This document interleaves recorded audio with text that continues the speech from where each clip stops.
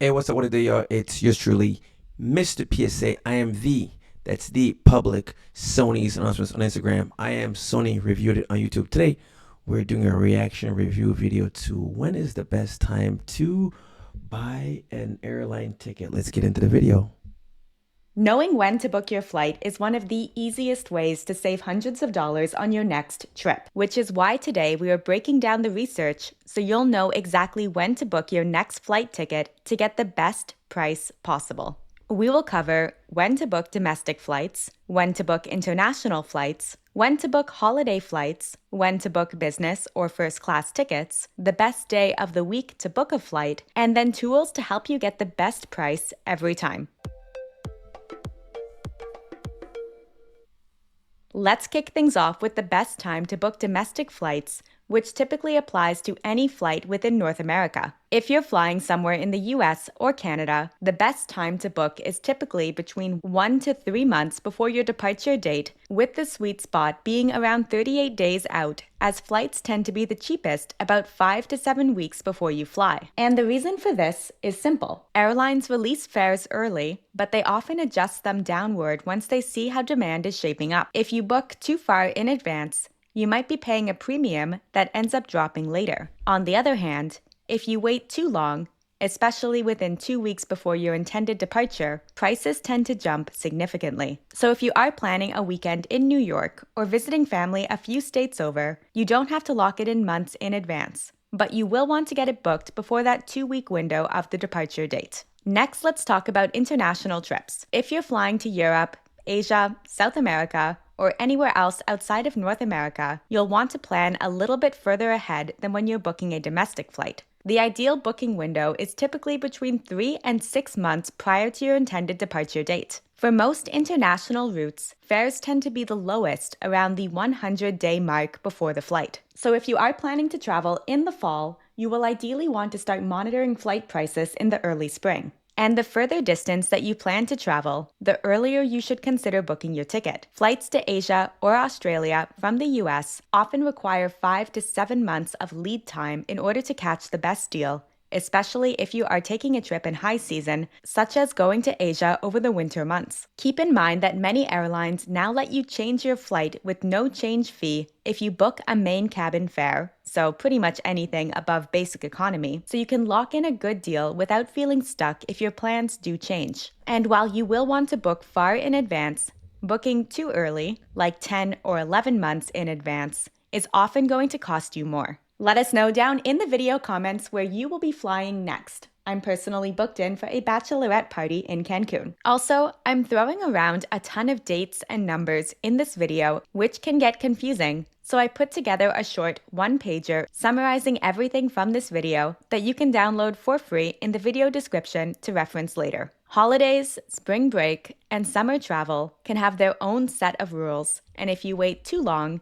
you'll likely pay more and you're going to have fewer options for flights. Let's start with Thanksgiving. The best time to book a flight that you intend to take over Thanksgiving is going to be 3 to 8 weeks before the holiday. That means that you should aim to buy your ticket by early October at the latest for US Thanksgiving, which is going to be happening in November. Ticket prices for late December, which would cover Christmas Eve, Christmas Day, Boxing Day, New Year's Eve, as well as New Year's Day, are going to start spiking by early November. You'll want to book at least 6 to 10 weeks ahead, ideally by the end of October. After that, prices usually start climbing, and cheap seats are tough to find. So don't be waiting too long for those flights. Spring break is a little more flexible since it can fall at different times depending on where you are in the US. If you are traveling in March or April on a domestic flight, or to Mexico or to a Caribbean destination, booking 1 to 2 months ahead of time is usually going to be enough to score a good deal. It's best to aim closer to have your flight booked 2 months in advance just to be safe, especially if your trip does overlap with a school holiday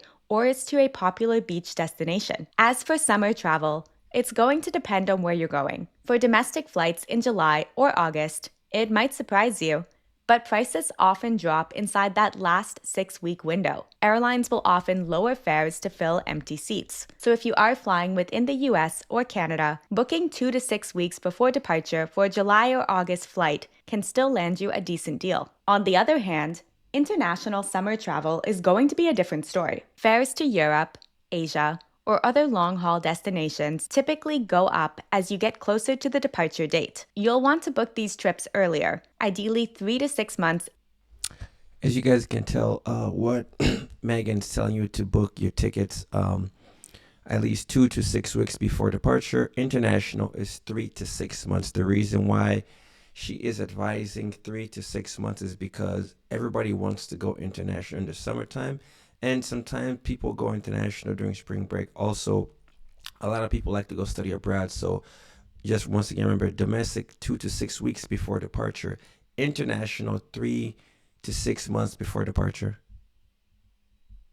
In advance. So, for example, if you wait until late spring to book a flight that's happening in July abroad, you're likely going to be paying a higher price than if you had booked it earlier. If you're booking a premium cabin, like business class or first class, the timing on when to book the flight is going to work a little bit differently as well. Airlines sometimes release their best business and first class deals either right as the schedule opens, which is about 11 months before the departure date, or they release these premium fares at the best price very close to the departure date if the seats haven't sold and they're trying to fill them. If you do want to book a premium cabin, such as business or first class, it's a good idea to check the flights early, that 11-month mark, in advance. And then if you don't end up booking the flight, you will want to monitor the flight within the final few weeks leading up to the flight's departure. These premium fares do not follow the same patterns as economy tickets do. You have to understand that a lot of premium fares, first class, a lot of people who do businesses who have the money will just buy those tickets flat out 6 months a year because a lot of them don't want to be sitting in main cabin or anything. So I would say if you know you're going to travel somewhere, think in your mind, do you want to sit in first class? Do you want to sit in coach? Do you want to be in business? Because those seats typically go at a higher rate. So know the type of tickets you want to buy, know where you're gonna go, look at it. For example, if you're going to California around wintertime in the Midwest, people here come here to stay warm. If you want to go to Jamaica, you want to go to Spring Break, so just make sure that you know what type of ticket and also know what kind of money you have so that way you can just buy the ticket, because if you buy it under that 2 weeks window, that ticket will be at least $600 or more. As they're often based on availability. You can sometimes get some incredible deals in a premium cabin simply because those seats haven't been filled and the airline is looking to make some extra money. This data comes from a decade of flight pricing analysis by Google Flights, Expedia, and Hopper. These platforms studied millions of flight searches and actual bookings to track patterns of when people book, how prices change over time, and what actually affects the cost of your flight ticket. And one of the most surprising things that they found is that the day you book your flight, such as booking on a Wednesday versus booking on a Saturday, doesn't actually impact the price much at all. In the past, travelers were told that the day of the week that they choose to book a flight is going to impact the flight prices that they see, often being advised to do things like book midweek, such as on a Tuesday. But this advice doesn't hold up anymore. Airline pricing systems now update dynamically, sometimes dozens of times a day for a single flight, based on the demand and the seat availability. So while you still might find a great deal on a Tuesday or a Monday, it's not because of some built-in discount. You simply just got lucky. Across all the data, there was no significant price saving for passengers that chose to book their flights on a Tuesday versus a Saturday. However, the day of the week that you choose to fly on, such as taking the flight on a Tuesday, can make a big difference in how much you pay. Flights that depart on Tuesdays and Wednesdays do tend to be the cheapest, especially for domestic travel, because they're less popular with both business and leisure travelers. Fridays and Sundays, on the other hand, are usually going to be more expensive flight tickets because everyone's trying to start or end their trip on the weekend. Flying early in the morning or late at night can also save you money. These flights are obviously less convenient, so they're priced lower. However, I would say that early morning flights are actually a fantastic choice since you usually don't have traffic getting to the airport and they are statistically. So Megan makes a good point here, guys. If you're once you're traveling, I always also recommend you get on that first flight. I'll give you guys an example. If you live in New York and you want to go to LA, you can take that early morning flight because of the time zone difference. So if you take a flight in New York at about 6 a.m., you're gonna land in California at least at 8 a.m. just with that time zone. And if you're in California and you're going to New York, you miss your flight. Let's say you're on a 6 a.m. flight, you miss your flight. There's still a window to put you on multiple flights. So the first flight is the best flight to be on. Number one. Number two, depending on where you live, traffic. Traffic is very, very busy. If you live in New York, you live in LA, traffic is crazy. If you live in Atlanta, traffic is crazy. So always think about, yeah, sometimes you want to be comfortable when you're flying. You want to book an 8 o'clock, 9 o'clock flight. But mind you, if you miss that flight, now if you're going from coast to coast, you're behind schedule. Statistically more likely to depart on time. So don't worry too much about the day of the week that you are booking your flight on, and instead just focus on the bigger picture. When you're flying, how far out you're booking, and where you are booking from, which we will get into next. Something most travelers don't realize is that flight prices don't just change based on when you book, but also where the airline thinks you are booking your ticket from. For example, I searched for a one-way flight from Newark to Athens while I was sitting in Canada, and the price showed up as 1,198 Canadian dollars. Then I used today's video partner, NordVPN, to change my virtual location to the US. So now United Airlines thinks I'm physically sitting in the US searching for this flight. And suddenly, the same flight was now coming up as just 688 US dollars. When you convert 688 US dollars, it comes out to be about 931 Canadian dollars. So by changing my computer's location and appearing to be from the United States, I end up saving over $250 on the exact same flight. That's why I'll always check prices using NordVPN before I book any international trip. This example shows how airlines will often adjust prices based on your location. So someone booking from Canada might pay more for the exact same route on the exact same date than someone that is sitting in the US. This is one of my favorite flight booking hacks because it is so simple and the savings from it can be huge. With NordVPN, it takes one click to switch locations and you can try it completely risk-free. So here's something you guys should consider. Megan makes a very good point. Airlines will pinpoint your location via your computer. So she just gave you as an example being in Canada, and she looked at a flight to Newark, and it was already charging $1,200. And then she used NordVPN, which pretty much gave her location as if she's in Newark, and that price was literally $688. So this is a program that you should probably consider using. If you don't use it, then you're just gonna end up getting paid. So there's a lot of apps that you could use that will help you. But remember, this airline industry, it is a business. They're also trying to make money. So if you change your location, it's gonna help you make money, save money. If you don't change your location, you're gonna end up paying more money. So be logic. If you got money to throw or donate, then do what you gotta do. But if not, then I'd advise you to use NordVPN. They offer a 30-day money-back guarantee, so you could try it for 29 days, and if it's not for you, they will give you your money back. You'll also get an exclusive deal and an extra 4 months free when you use my link at nordvpn.com/Megan. Another way to save on your flight ticket is to take advantage of the tools that will track prices for you and then notify you when the price is going to be the cheapest. If you've been on this channel before, you probably know that I'm obsessed with Google Flights, and it's a great way to track flight prices, and it's also completely free to use. You can search for your route, and then once you found the flight that you would like, you can toggle on price tracking to get alerts when fares go up or down by email. It also shows you whether current prices are high, average, or low for your dates. If the prices are showing up as low, it's probably a good idea to just buy the flight tickets now and then skip the price tracking altogether. Hopper is another solid option to help you decide if you should buy a flight now or if you should wait a little bit longer before you purchase. Hopper will predict whether prices for your specific flight are likely to rise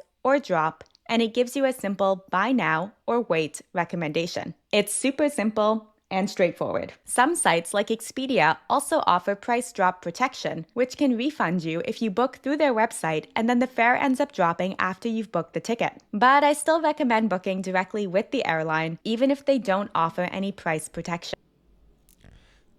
Yeah, Megan makes a very good point, guys. I'm gonna have to agree with her. I would not recommend Google, Hopper, Expedia, just because as being a person, being an expert who works in the industry, if you book a ticket through Expedia or Hopper, you miss your flight, everything falls on you, the person about the ticket. So now you have to contact Hopper. You have to have them rebook you. So I always say during that time when you miss flights, it's not your fault. But if you book with a direct airline such as Spirit, Southwest, American, United, or Delta, once you miss your flight, we can actually assist you with that. But if you buy with a second party, we can assist you with that. And a lot of the times when you book with a second party, you're gonna call them. The wait time is an hour, hour and a half, depending on the time. Versus if you book a ticket with like American and you miss your flight, as you're talking to the agent, he or she can change your ticket right away. So being in this industry, it is the holiday season. I have seen a lot of people who miss their flights, and if they book through a second party, we have to send them to that, and that usually takes a long time. Mind you, if you have a 5:30 a.m. flight traveling and you missed it, so now you're trying to call companies at 7 o'clock or Expedia. A lot of the time, some do have 24-hour support and others don't have 24-hour support. So therefore, you could be stranded.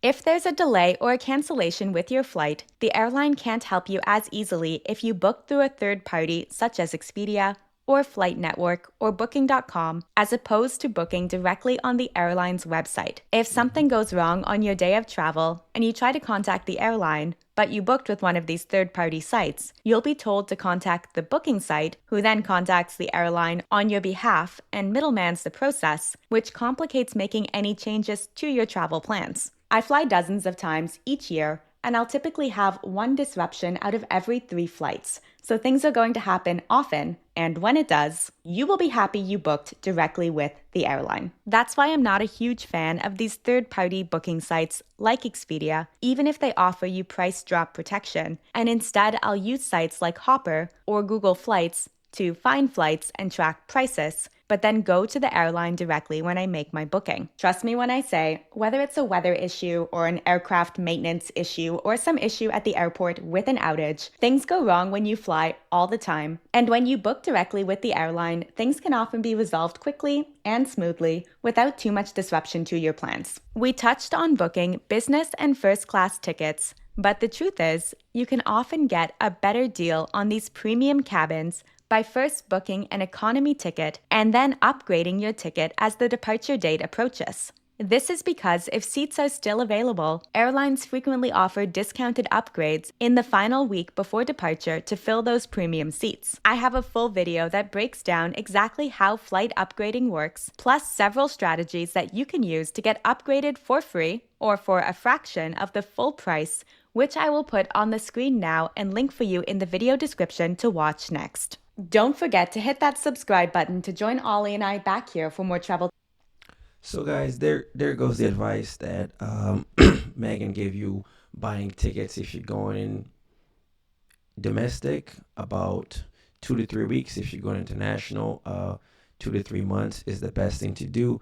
Just because if you wait and you're going domestic, anytime you wait over a week for international or domestics, you're gonna pay a lot of money. So as always, guys, let me know how you buy your ticket. When do you like to buy your tickets? Like, comment, subscribe to the channel. As always, happy birthday to anybody out there, and remember, just travel and just travel.